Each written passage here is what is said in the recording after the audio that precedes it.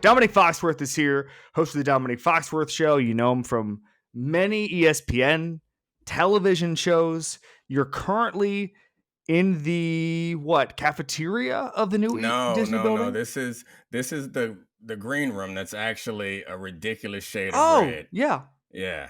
Don't act like you know what color the green room is. You're not allowed on TV. We just discussed that. See, look at that. Look at that red green room. But anyway, I'll be back on TV with you very soon, and I'm going to see that shade. Not with me. And I'm breaking the suits back out, and you're going to love those suits. Let's be honest about it. It's like the reason why I'm in this spot is because I'm a hero, and that's it. You want me to sing the song for you? So, and then a hero comes along. Thank you. This is why you're on television. Carry on. Just so the listener knows. You like that one? Oh no, I did. I love it. That was beautiful.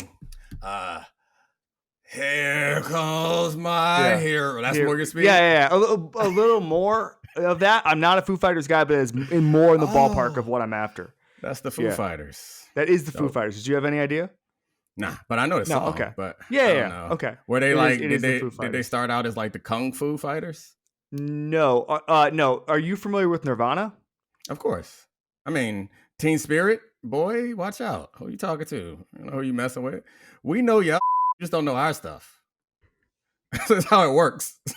Have you heard of the name Dave Grohl? Of course. I know Okay, Dave yes, Grohl he's the lead singer of Foo Fighters. And he was the drummer for Nirvana. Before my man died or killed himself, right? Kurt Cobain, yeah. Yes.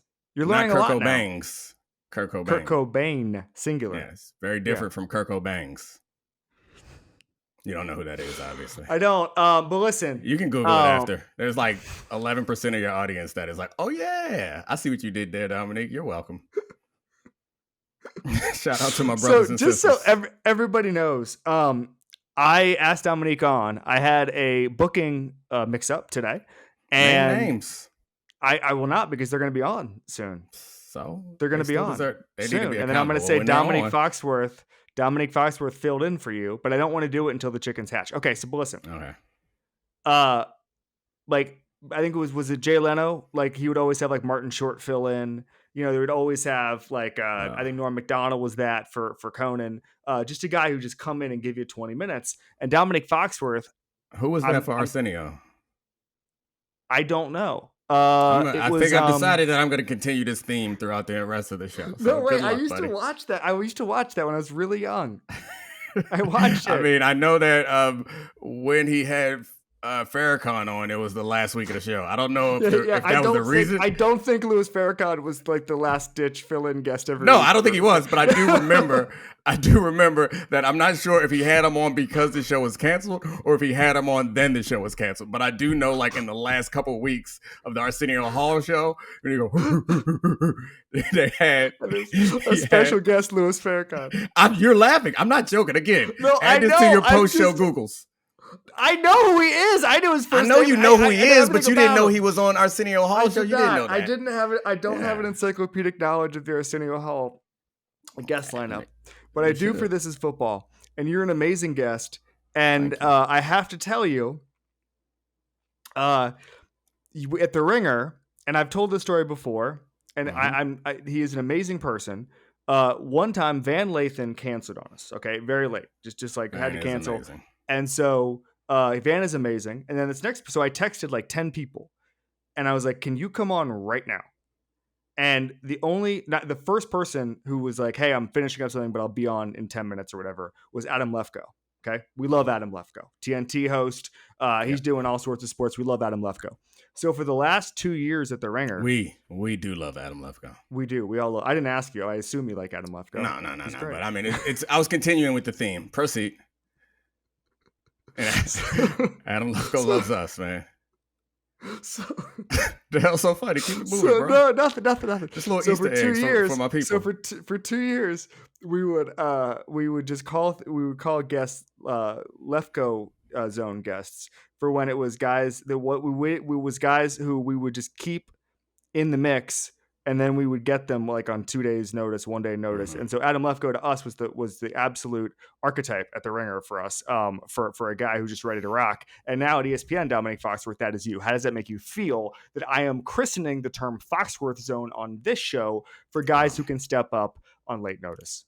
Wow. I mean, I think you mean it as a compliment, so I'll take it as such. I did it for you. I've done it for you.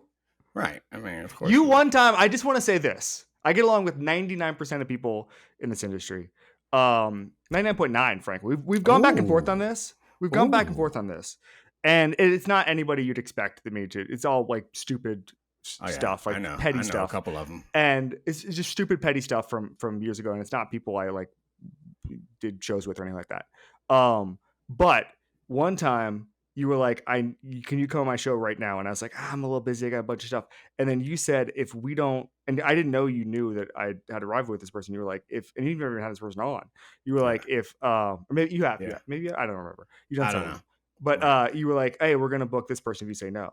And then I was like, oh, I'll be on in 10 minutes. And then that was I Charlie got there, Kravitz, and you guys were laughing about it, the fact that you pranked me into doing your show. Yeah. I mean, I should be insulted because, like, when you texted me, the only thing that was going to stop me from doing your show was, like, the fact that I was busy. Because if somebody needs some help and I can provide them for the help, I'm going to do it. And, like, but you were like, nah, can't do it. Too busy. Oh, do I get the chance to spite someone? Well, in that case, like, it tells you a little something about the difference between me and you. Because I was motivated by being there for someone who needed me. And you were motivated, not at all by that, but by stepping in front of someone else's opportunity. But hey, different strokes, different folks. I want to say this for the aggregators. Don't aggregate that, first of all. And second of all, whoever your guesses are all going to be wrong because there's no connection between me and this person. So your guesses are all going to be wrong. I'll tell you. I'll snitch. I would say it now, but you would all get it cut out. Wrong. You're all going to be wrong. Yeah, it's my show. Exactly. All right. We have a ton of NFL news to get to. This is not just about Arsenio Hall and Easter eggs and Dave Grohl. There's a ton that happened in the NFL on Monday. I want to start here. JJ McCarthy is going to be out for 2 to 4 weeks. Kevin O'Connell, quarterback whisperer, Dan Orlovsky and Chris Long have both had the take, and me, that Minnesota is the easiest place to play quarterback in the NFL. JJ McCarthy just didn't look like he was taking advantage the last 2 weeks. He had that one amazing quarter against Chicago. Carson Wentz comes up next. Max Brosmer is getting some hype as the third stringer. There's a lot of confidence, according to the beat writers, in what he could do. Maybe he gets a look in the next month. The situation in Minnesota, Domonique Foxworth, after 2 games with this injury and the expectations from last year is what? The situation? Tell me what happens next. Yeah, there is no situation. We both know what happens next. Carson Wentz steps up and plays quarterback. And I think he plays it well enough for us to be like, oh, this is cool. This is interesting. I would be surprised if Carson Wentz plays quarterback so well that we have some sort of quarterback controversy. And so, I mean, I think the ceiling is high for McCarthy. Like, that's the reason why they moved on from Sam Darnold.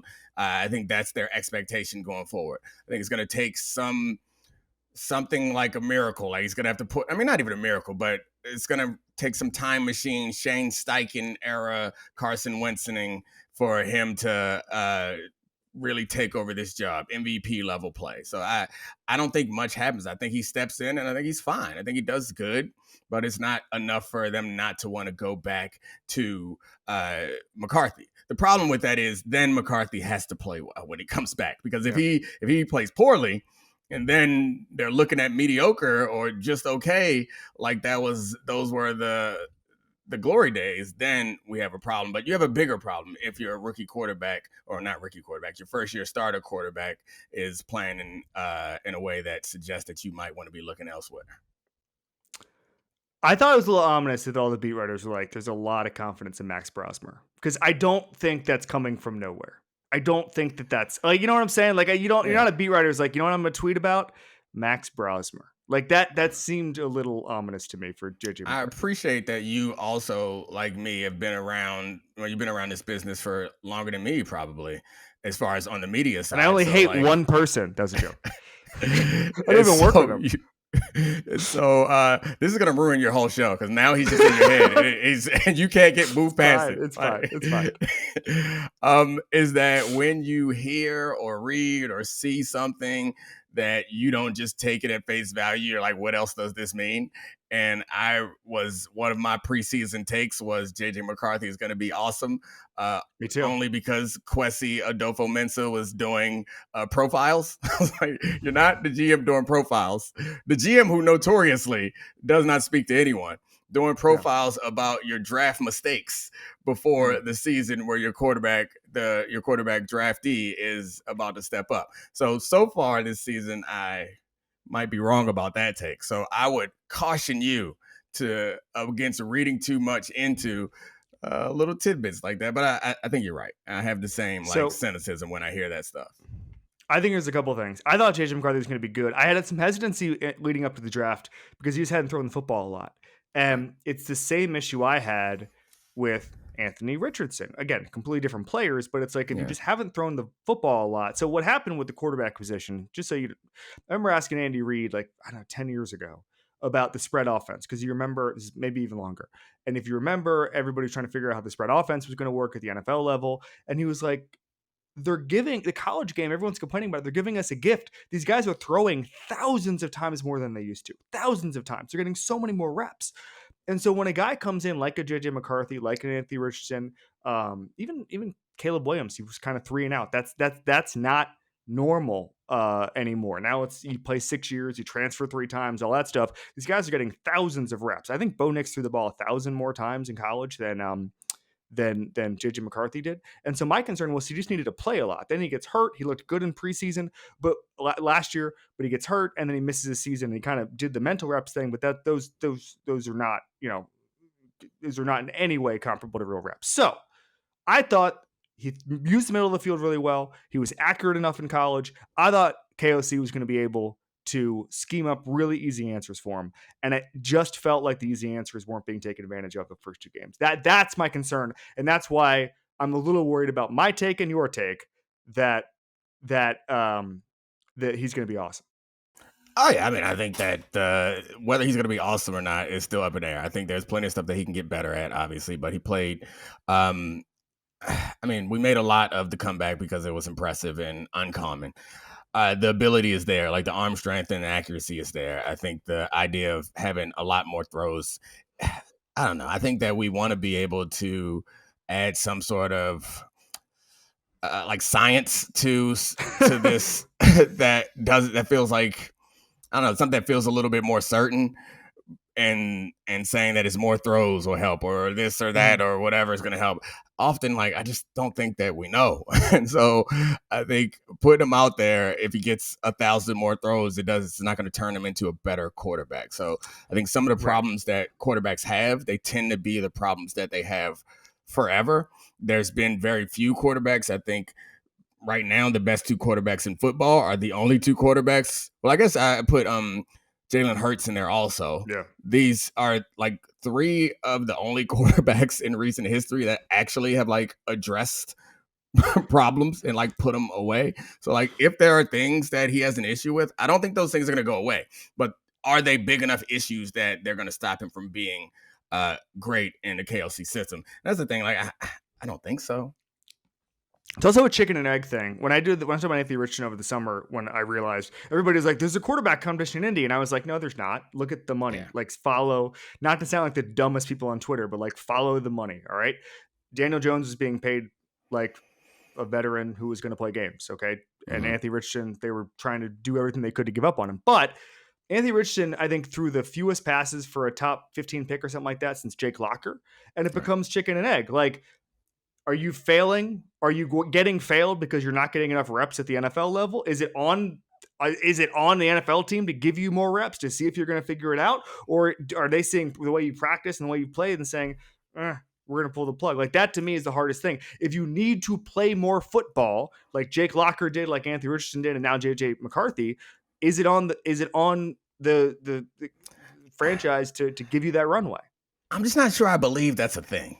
Right. I get it. And I think not to to second guess Andy Reid. I'm not sure what he was saying, if that just meant that we could see more about them or that experience. At college, he just meant right. But I guess in the pro style, you are now seeing thousands more times from the high school two level. Things come to mind. See the actual mechanic. Right. Over and I get that. Two things come to mind when you say that. One of the things is like, if there aren't enough throws to evaluate a player, I think it's fair to say that about Anthony Richardson. It's fair to say that about Trey Lance. Like, that's a different conversation than enough throws for the player to develop. I don't think that you can bank on, if we get him more reps, he's going to get better. That's one thing. And then there's the other part of this conversation that I think is harder for us to grasp. And I'm not sure that I'm ready to go out there with this take necessarily, but it's a legitimate possibility that we haven't considered, because I think we think about things often in such a binary fashion where it's like, this guy is good or this guy is bad. And I'm talking about the coach now. And we think Kevin O'Connell, good coach, right? So every quarterback that he has, you're going to get the best version of that quarterback with this coach. I think that some coaches are better with certain types of quarterbacks. I'm not ready to say that about Kevin O'Connell. I think it's fair to say that about some people in Shanahan's systems, where like Sam Darnold, a veteran guy, seen enough stuff, beaten down to the point where if you tell him to do something, he's going to do it. Like, I think that it's possible for some of these type of coaches to be super comfortable, to have players who are super comfortable like that. That's this interesting thing about Sean McVay, is he seems like the guy who's been able to like adapt his style, loosen the reins some, because he lived life with Jared Goff and was like, all right, I can talk to you up until 15 seconds. I can coach that way. I can also let Matt Stafford throw no-look passes in the Super Bowl at the biggest moment. Like, I don't know. We'll see what Kevin O'Connell. So like, I think we're immediately going to jump to saying that if it doesn't work out for JJ McCarthy, we're going to jump to saying JJ McCarthy isn't good enough. And we're not even going to consider the idea that maybe this is going to require some development and some flexibility from KOC. I think it's a great take. I think we just think it's something like Andy Reid there's quarterbacks that he didn't turn into the most efficient passer in football in his career. It happens. And I think that sometimes we don't look at that. We don't evaluate the coaches. And, like maybe the coaches are the system guys. Maybe they need a system. How about that? I like it. All right. So let's switch up for a second. So ESPN put this graphic out today, and it's making the rounds. Our great research department, I think it was on NFL Live, it looked like. Joe Burrow, in his sixth season now, he has been sacked 201 times. Andrew Luck played 6 seasons, 174 sacks. Andrew Luck contacted on 21% of his plays. Joe Burrow, 20%. Pressure rate for Andrew Luck, 28%. Joe Burrow, 27%. Now, this is important. Both of these guys liked the element of getting hit in their game. And here's what I mean by that. Andrew Luck liked to take he said this, he liked to take a hit early. He liked to take big hits. It got him into the game. He wanted to play physical. He never shied away from that. Did he want to get the crap knocked out of him? No. But he knew the physicality part was important. Something you never learned. But with Burrow, I've asked him about this. He likes 5 guys getting out into routes. He would like 6 guys. He would run that A11 offense if he could, and he would just get 10 guys out, but there's rules against that, okay? He likes that, and he doesn't. That's his superpower. Get those guys out there, spread them out, use your vision, right? So part of it is like these numbers are partially because of the way they want to play, okay? And Joe Burrow wants to hold on to the ball a long time, okay? A long, long time. The other part of it is that they just haven't built good offensive lines. And there are ways that they could have been protected better. Joe Burrow is now going to miss 3 months. It's a toe injury. I don't know how much you can put on, the front office for that one, but he's been hurt a lot. Your take on this most recent injury is what, Dominique? Well, first of all, my second year, I played strong safety for a few weeks. Talk about my physicality. And it was absurd because Nick Ferguson got injured, so I stepped in for safety, and John Lynch was the other safety. You know who they put in the box? Me. And John played deep. It's kind of ridiculous, but the theory behind it, Like 185, something like that, 180. But yeah, the theory behind it was like the strong safety was the guy who would do the man coverage situation. So it'd be uncomfortable or it'd be obvious if every time I went in the box, we were in man coverage. So I had to get in there. So talk about my physicality again. You're lucky there's the internet keeping us separated. Joe Burrow. You asked me my take on Joe Burrow. You were put in the box as a tendency breaker, basically. All right, I'll show you some tape. You think I'm not physical? Okay. I'll let you get away with your little shots. Before the Burrow thing, I just have a question because I'm 160 pounds. Okay. If I got tackled by an NFL cornerback, whether it's you or anybody else, I get the ball. It's a wide receiver screen. I start moving. I get tackled. It's a normal tackle. Okay. Yeah. How long does it hurt for me? How long would I be in pain for? A couple days? No, I mean, I would start a fund to make sure your son could go to college. Like, I think we're in fundraising mode. We're in fundraising mode immediately. If you take a hit, we got to raise money. Make sure your family is good. So I get hit. Let's just name a cornerback. Just not Domonique Foxworth. Just Surtain, Patrick Surtain. He's big. Will Allen, former Dolphins cornerback and Giants cornerback. Will Allen. Yeah. He was physical. Okay, I saw him throw some punches in a training camp fight. Okay, so he hits me. Normal again. Wide receiver screen. Nothing crazy about it. No targeting. No anything. Is it the type of hit where as soon as I go down, all the defenders are waving over to the sideline for medical attention? I think half of them are waving, the other half are taking knees, and I immediately am calling a lawyer so we can set up a trust. Like, I don't know what the result's going to be, but I know it's going to be bad. And then I think the offensive players are consoling the defensive players after the hit. For sure. Like, it's just football, man. I know you ain't do it. Yeah. Don't look. It's going to be rough. The commissioner's getting called. It's everything. We got a whole ordeal. I just like the idea of just a mid-game GoFundMe popping up from you get your phone out of your pocket and you're just pull it out of of my wife and son just saying, help Teddy have a normal upbringing after his father was tackled by Patrick Surtain too. Joe Burrow's toe. It's sad. I don't know. Like you asked me a question like I'm supposed to have some. I just gave you an awesome take on the first question. Now you asked me a question about Joe Burrow's toe like I'm supposed to have some revelatory take. I'm actually crying. Like, you know what? His toe is messed up. He's gonna be out. That's bad. He gets hurt and hit a lot. That's bad. He's really good when he's healthy, but he's not healthy right now. That's bad. Jake Browning. Bad. Not that good. Not as good. Brian Callahan told me on this show. God, man, how many names you gonna drop on your own show? 3. I don't have any more. Those are the 3.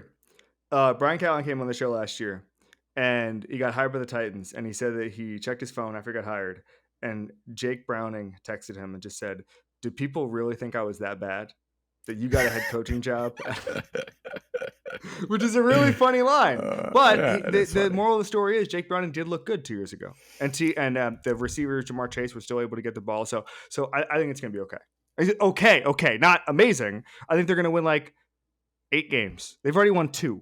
They'll win 8 games. Yeah, I mean, they got a tough stretch coming up here. They do. Now they have Carson Wentz first. Oh, yeah, that's right. I forgot. The Minnesota looks less challenging than it did before, or maybe more challenging. I don't know. That defense looks just as scary as it did last year. So, good luck. So, that's the only take I have. And obviously, I feel for Joe Burrow. And I also like the Bengals, such a cursed thing to actually start 2-0 for the first time under Zach Taylor and Joe Burrow. And then at the very end, get turf toe. Turf toe needs a rebrand because it sounds insignificant. And every player I talk to is like, I would rather lose my arm than have turf toe. Yeah, I mean, I think it's one of those things where they're like with anything, there's different degrees of it. So you can have turf toe and then just put a metal plate in and honestly be fine. But then you can also, I mean, it's a sprained or torn ligament, depending on how severe it is, which I guess all sprains are minor tears. So like, yeah, if you name the ligament and said that you tore it, then it doesn't need a rebrand, just needs some not a cutesy wootsy name. I don't know who came up with turf toe, because like we don't call it turf knee when you sprain something in your knee, but it's the same sort of thing. I guess maybe it must have been, my guess would be that it like came into fashion, popularized, was more common with those old turfs that were just like playing on rugs. I bet you played on some rough stuff in like the 90s or the early 2000s. The 90s, God. Sorry, I remember I was there. You played in I the ACC in 2002. Yeah, and the ACC, the thing about the ACC back then is all our teams were like Southern, so like BC wasn't in there with their crazy we would go concrete. south where they had grass. Like we had my freshman year, we had outside turf, and they tore it up after our first year and replaced it. And I played one game at Eastern Michigan on like tennis shoe turf, but those are the only 2 times I ever played on that bullshit. All right, 2 more for you, and then we'll get out of here. Number 1. All right. I was under the impression the Bears, when they fired Matt Eberflus, I said the next guy is going to get the same results. It's just rotten to the core there. That's what a bad franchise is. Then they hired Ben Johnson, and I go, oh, hold on now. Hold on, Ben Johnson. It's a new day in Chicago. They got the guy. For the first time, they got the guy. Let's go celebrate. You got Ben Johnson. We're closer to the first take, Domonique Foxworth. Help me figure out what's going to go happen next. I don't know, man. It's pretty unfortunate. So, like, players are bad. The problem is they drafted poorly. The players are bad. I mean, so the defense that they want to run requires a pretty dominant defensive line. They don't have that, and they're still running like a lot of 2-man. It's going to be hard to be productive in that way, to stop the run or to get pressure if that's what you want to specialize in. The offense, like, I don't think the players are bad on offense. The results are bad. I guess the quarterback is he's I wouldn't say he's good, but nobody else on that offense. I mean, I guess, there's nobody else on that offense that I would say is like bad. They just collectively are pretty terrible. I don't know. I was having this conversation with Barnwell the other day, and he pushed back. We didn't get into it deeply, but like I think you can obviously be critical of every GM for a number of different things, but I assume that Ryan Poles is going to be the first man out if this doesn't get better. He just got an extension. And I also think that like he's done a pretty good job as far as like accumulating talent. You would disagree. You're on Bill Barnwell's side. Yeah, so like I think the results have like colored the way we feel about the talent that was acquired, like the moves that were made. It tends to work that way. Yeah, so I guess so I think the results are not only. It's hard to say that Eberflus was an awful abomination, and then read the Tyler Dunn piece about Caleb, and then look at the players on the field, and so like I'm not saying this to say that they deserve to protect him. I'm just saying that like if you go back through the decisions that were made at the time when the decisions were made, like no one was like, don't draft Caleb Williams. We all celebrated getting DJ Moore and Rome Odunze and solidifying the offensive line, getting Colston Loveland. Like these are all decisions that, and somehow getting Ben Johnson, like these are all decisions that we would say are general manager decisions. And at that point, I don't remember any of y'all saying these were dumb moves. We're all like, they're eliminating any excuses. Yeah. The fact that it doesn't turn out, the results matter. Eliminating any excuses to me, I've come to realize, like, and this is the final straw for it, it's not a good strategy. Like to be like, well, we got to see if the quarterback is bad, so we're going to surround him with a bunch of talent. You kind of know. Nobody's ever like, what if we got him like the 6th thing he needed? We gave him 5 good things. Now Caleb with his unblocked pressures last year, that was a problem. He also held on the ball too long. But that's a dumb strategy. But right. And then according to the pieces, like him messing up the cadence, all that stuff. But anyway, I'll put that aside. Josh Allen ruining the league. Yes. Like he's just is he's convinced all of you that it's possible to do what he did. To start off rocky and then turn into the best quarterback in football. It ain't gonna happen for the rest of y'all. Him and Stephon Diggs showing up there, the great Maryland Terrapin, because that's what they're thinking. They're thinking like, you know what? We're gonna Stephon Diggs this thing because Josh Allen struggled against man coverage in particular, and his accuracy wasn't great. Diggs showed up through the roof. Now they going around getting all these players thinking that they're gonna Stephon Diggs in their way into Josh Allen. You're not gonna do it. Your guy ain't it. He ain't it. Sorry. This is beautiful. We're going to end on this. I had one more thing I wanted to do with you, but we're going to wait until you're on later in the year when somebody else cancels. Thank you. Domonique Foxworth. See you, buddy. Bye.